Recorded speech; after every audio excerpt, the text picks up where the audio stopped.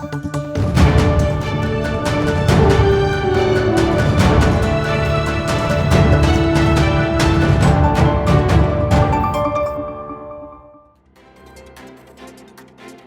warga Jakarta, bersama saya Anton Haryadi. Berita Jakarta hari ini 31 Juli 2025 menghadirkan berita pilihan dan informasi terbaru untuk Anda.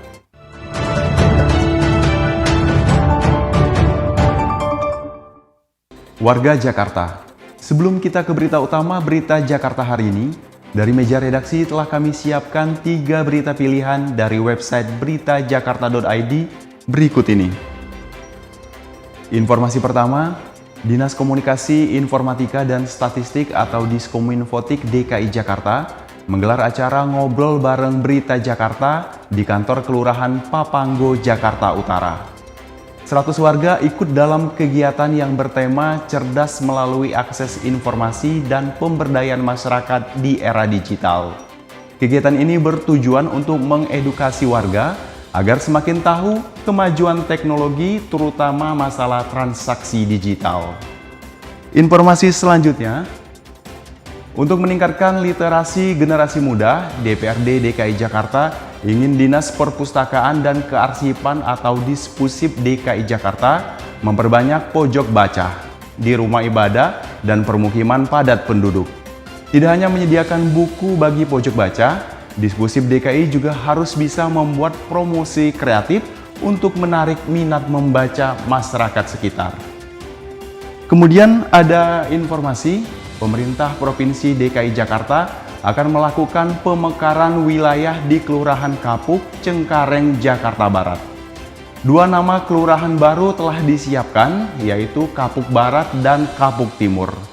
Sekretaris Daerah DKI Jakarta Marullah Matali menyebut, jumlah penduduk yang mencapai 175.000 jiwa menjadi alasan utama. Pemekaran direalisasikan untuk meningkatkan pelayanan publik. Informasi selengkapnya warga Jakarta bisa langsung kunjungi website beritajakarta.id, website berita resmi pemerintah Provinsi DKI Jakarta.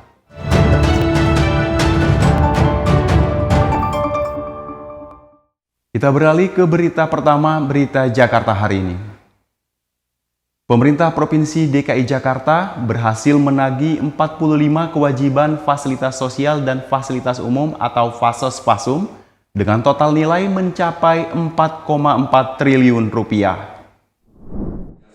Gubernur DKI Jakarta Pramono Anung menyaksikan proses penandatanganan berita acara serah terima atau BAST pemenuhan kewajiban Fasos-Fasum dari 40 pengembang kepada pemerintah Provinsi DKI Jakarta semester 1 tahun 2025. Pramono mengungkapkan keinginannya untuk membangun Jakarta tanpa bergantung pada dana APBD.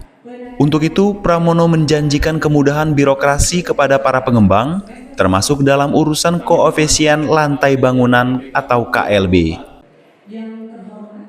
Saya sungguh berterima kasih ada 45 pengembang yang hari ini secara penuh, secara kesadarannya telah menyelesaikan SIPPT dan IPPT dan juga IPPR. Menurut saya ini adalah awal yang baik. Karena yang seperti ini saya terus terang mengharapkan, berkeinginan membangun Jakarta tidak semata-mata bergantung dengan APBD. Namun, Pramono akan terus mengejar pengembang yang belum menyerahkan kewajibannya ke Pemprov DKI Jakarta. Kewajiban Fasos dan Fasum dari pengembang yang ada di Jakarta bisa dimanfaatkan untuk membangun berbagai fasilitas bagi masyarakat. Fasos-Fasum mencakup lahan, bangunan, hingga infrastruktur yang sebelumnya tertahan bertahun-tahun. Tim Berita Jakarta melaporkan. Kita beralih ke berita selanjutnya. Pemerintah Provinsi DKI Jakarta akan melakukan pembenahan kabel semrawut dengan memindahkan kabel utilitas ke bawah tanah atau underground. Meskipun membutuhkan biaya yang tidak sedikit, namun langkah ini dianggap penting guna meningkatkan estetika kota serta keamanan masyarakat. Gubernur DKI Jakarta Pramono Anung menegaskan, komitmen pemerintah Provinsi DKI Jakarta untuk segera menata kabel semrawut di Jakarta secara bertahap. Pramono mengakui bahwa proses pemindahan kabel utilitas dari udara ke bawah tanah melalui program Sarana Jaringan Utilitas Terpadu atau SJUT bukanlah hal mudah.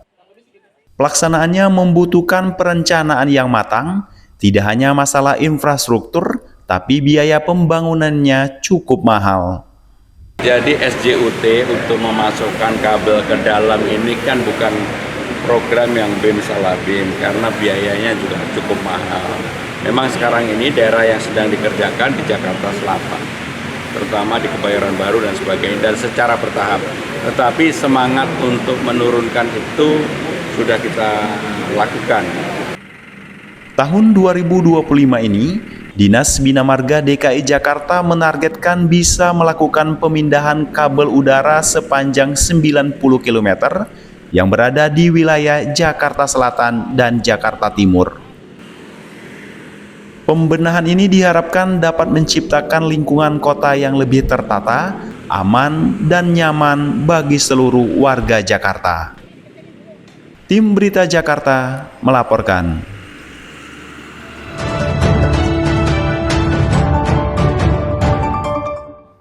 Kita masuk ke segmen Info Jakarta.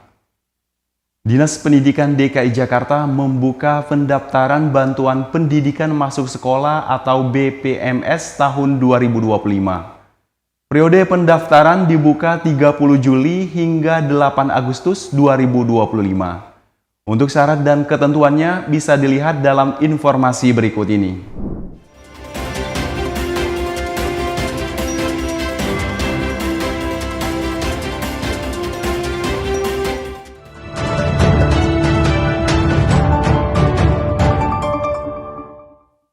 Beralih ke informasi cuaca. Sebelum memulai aktivitas esok hari, warga Jakarta bisa melihat perakiraan cuaca yang dirilis BMKG berikut ini. Dikutip dari laman bmkg.go.id pada Jumat 1 Agustus 2025, diperkirakan sebagian besar wilayah Jakarta akan cerah. Wilayah yang diperkirakan akan cerah yakni Jakarta Pusat, Jakarta Utara, Jakarta Selatan, Jakarta Timur, Jakarta Barat, dan Kepulauan Seribu. Suhu udara diperkirakan antara 24 hingga 34 derajat Celcius. Masyarakat diimbau tetap waspada terhadap perubahan cuaca. Demikian program Berita Jakarta hari ini. Saya Anton Haryadi dan tim redaksi undur diri. Menyongsong 5 abad Jakarta, jati diri Indonesia, megapolitan dunia. Sampai jumpa.